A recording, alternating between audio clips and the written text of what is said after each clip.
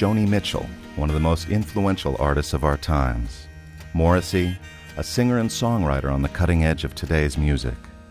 Hello and welcome to a very special edition of Words and Music, featuring an interview with the legendary Joni Mitchell in a fascinating, freewheeling conversation with Morissey. Joni Mitchell's international fans can be numbered in the millions, and her impact on music heard in the works of scores of today's top stars. Among them, acclaimed British vocalist and recording artist Morissey, who counts Joni as one of his most important and enduring influences.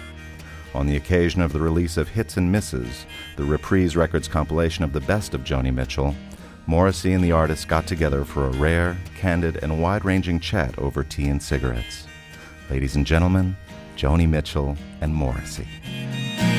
Driving into town with a dark cloud above you, dialing the number who's bound to love you. Oh honey, you turn me on. I'm a radio, I'm a country station, I'm a little bit corny, I'm a wildflower waiting for you. Do they still refer to you as a female songwriter because it's such a ludicrous, it's become such a ludicrous title, and because to be called a female songwriter implies limitations. Well, it implies that it's not a real songwriter. Yeah. I mean, you couldn't imagine, for instance, saying Paul McCartney is a great male songwriter. Right. Well, they wouldn't do it that way. But I mean, this has always been true of women in the arts. We supposedly made some progress in this century. We got the vote, for one thing. But if you take the female impressionists, there were several of them that were very good. And they were not really allowed to belong to the Academy. There was an extra A in front of their name, Associates of the Academy. So, and it was said of them that they were incapable of really tackling the important issues that men could tackle, that, not that the subject matter of the Impressionists was particularly important, it was just mostly delightful, it seemed to me. People boating, people on beaches, landscapes, so on. Yeah. But they seemed to think that women could only handle domestic situations, and Mary Cassette painted women and children very beautifully, and that seemed to confirm it, but she had all the chops that they did. One would think in this time period that I came along, mind you, there weren't very many women writing and singing. There weren't very as many women as there are in the business now, definitely. Yes. There are only a few of us. But to use the expression female songwriter is to imply that the word songwriter belongs to men. Yes. So it's so do they still in this country call you a female songwriter? Well, they tend to lump me always with groups of women. The women of rock. I've been always lumped in. I always thought, well, they don't put Dylan with the men of rock. Why do they do that with me, with the women of rock? Always within the context of the women that were happening. Within every decade, I would get lumped in that same manner. One of my favorite compliments that I ever received was from a black blind piano player, Henry. I don't know what his last name was. And he said to me, Joni, you make genderless, raceless music. And I thought, well, I hadn't set out, saying, I'm going to make genderless, raceless music. But in some part of the back of my mind, I did want to make music that crossed. I never really liked lines, class lines, like social structure lines, since childhood. And there were a lot of them that they tried to teach me as a child. Don't go there. Why not? Well, because they're not like us. They try to teach you those lines. They start at about 12. And I ignored them always and proceeded without thinking that I was a male or a female or anything, that I knew these people that wrote songs and I was one of them. Are you aware of sexist language? Is it something that you're constantly checking, or not particularly? I'm not a real feminist. I've become a little more so as I've gotten older. But I didn't pay much attention to it, but there were a lot of women trying to conscript me into it. And the way that they did it was so vulgar that I'd go, because I always preferred men's company from childhood. I played Well, not all boys. I had a difficult time being a creative child to play the girl because male games were very role oriented. If I played cowboys with them, I had to be Dale Evans and stay home and cook. You know, if I played with the girls, we were into my dolly wets and yours doesn't, and I have nicer dishes than you have. So the best playmates that I had were creative kids, and they grew up to be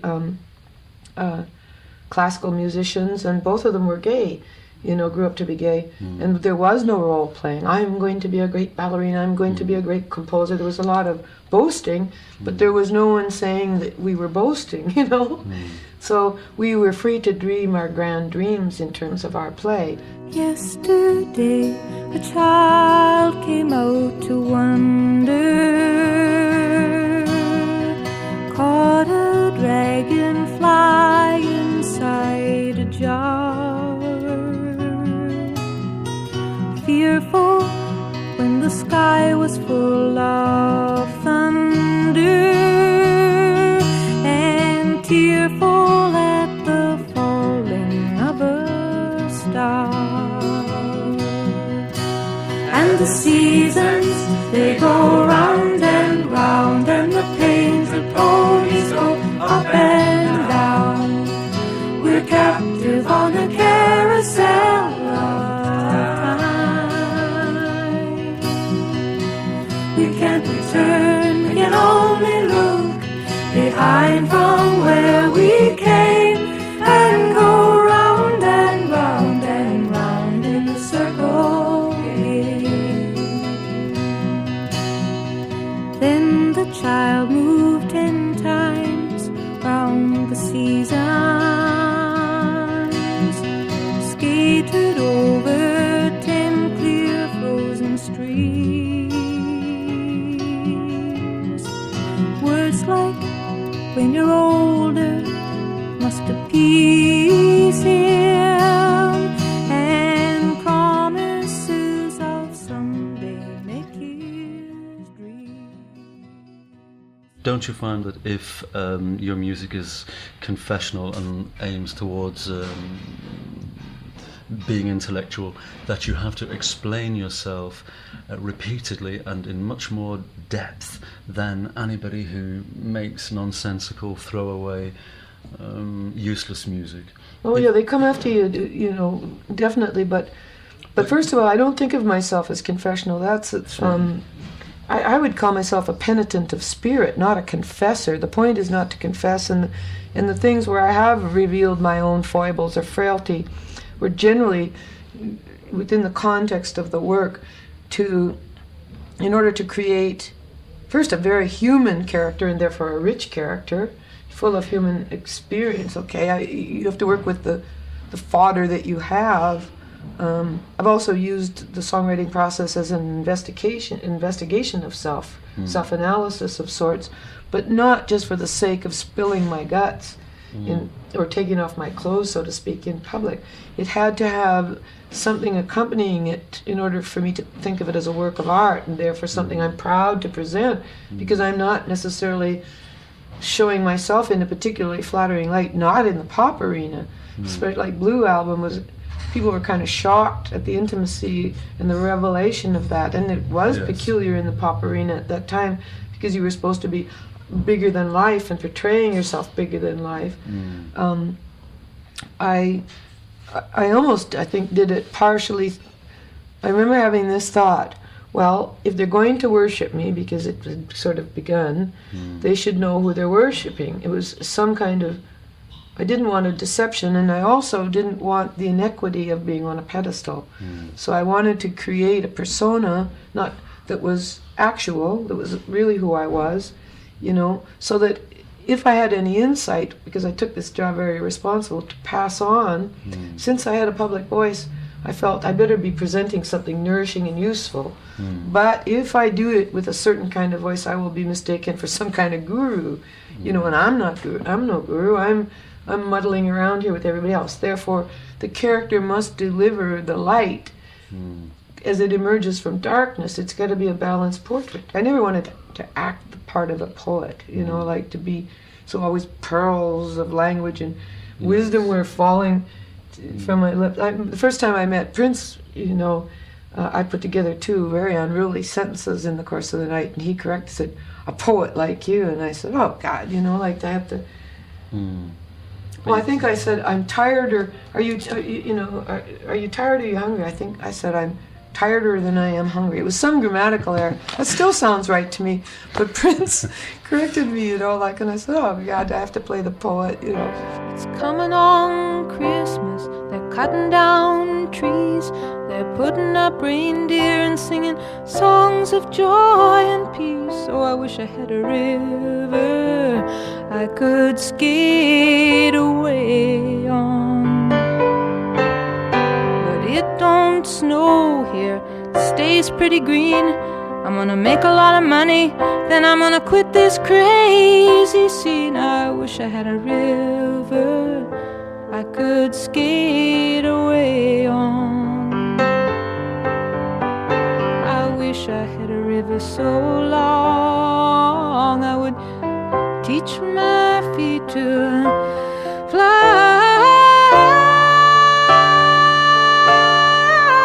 Oh, I wish I had a river I could skate away on. I made my baby cry.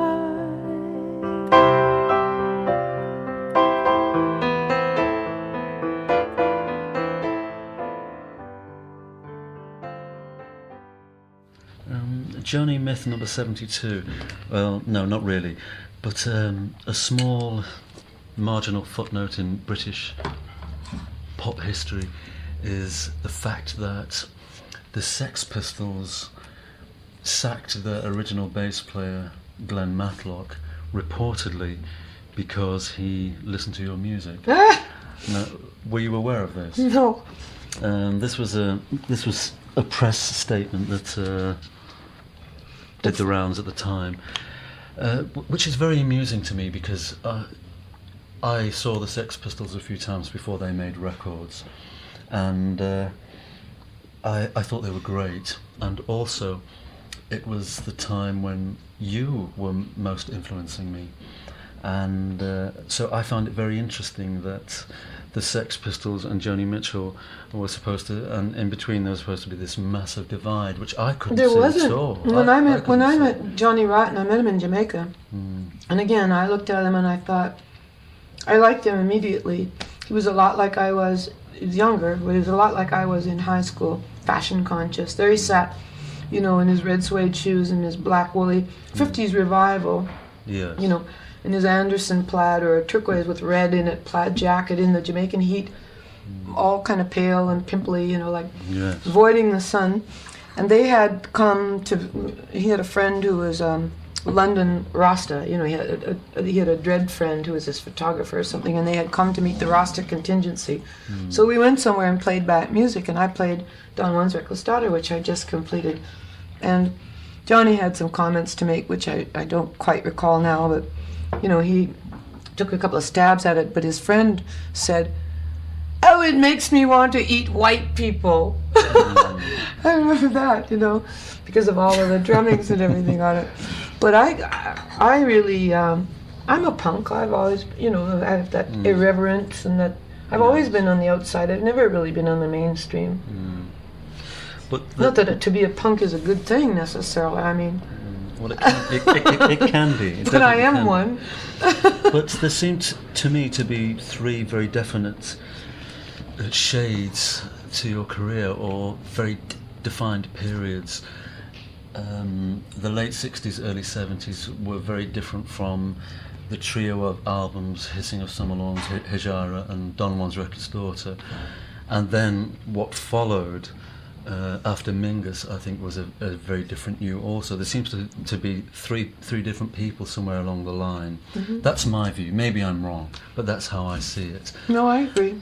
And is Mingus your ugly duckling? Oh, not at all. No, I mean, I got to play with, that band. That was my favorite band of Miles's. With the exception, Ron Carter was replaced by Jaco Pastorius. So I got to play, it's all live. You know, I got to play with the band of my favorite band in the world, right? And it's the only jazz. Everyone accuses me of being, you know, my music is not jazz, but it is. Jazz is one of the tributaries that makes up my music, and I've borrowed some things from it, but any jazzer will tell you, you know, I'm not in the idiom. My chord harmonic sense is different. A lot is different, but there are elements that wouldn't be there if I hadn't loved certain pockets of Miles's playing, for instance, and Lambert Hendricks and Ross for another. They've leaked into it, but I've taken folk structure from Dylan, and you know, so you got a new thing going, and it doesn't belong to any camp really, but it's got a little bit of classical music in it. It's got it's got a lot of tributaries. Of the darkness in men's minds, what can you say that wasn't marked by history or the TV news today? He gets away with murder. The blizzards come and go, the stab and glare and buckshot of the heavy, heavy snow. It comes and goes, it comes and goes.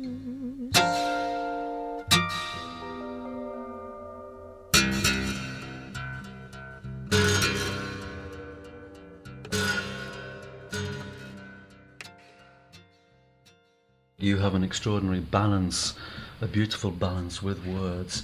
You never have lines jutting out or anything awkward. It's all very sandpapered, very finely. And that's the thing I most enjoy about your work. Are you a word snob? Are there any words that you would never use? Well, I don't think I'm prejudiced against words per se, except the ones that come up through psychology, you know, because they've ruined the English language. Neurotic, ego, I don't like those words, you know, all of the psychological words. You know, I see them bandied around and think, that damn word has killed a lot of words that because they've taken the heart out of life in a certain way. Like neurotic, doctors love to levy that at just about every woman that crosses their threshold, right? Did you ever stop to think, she's anxious? You know, like there are other things that have more compassion and more understanding to them. Yes. So most of the psychological words I don't like. I went and had trouble with God for a while. Matter of fact, I cornered Bob Dylan at a party in Austin one time and said, you know, you're always throwing that word God in. What does God mean to you? You know, and he said, it's just a word that people use. I said, yeah, but you're using it. What does it mean to you? He couldn't answer it. Then he went through his born again thing, and about 3 years later he came up to me and he said, Joni, remember the time you asked me about God and the devil? Well, I'll tell you now. And he launched into some real Christian rhetoric. You know, I said, no, I didn't ask you about the devil. You know, it's God that I was having a problem with the word. Not that I was an atheist, but I couldn't tell in the Old Testament God from the devil. They were both vain and violent. You know, I couldn't get a grasp on this concept. That's a word that went dead for a while. Words go dead and then they come back.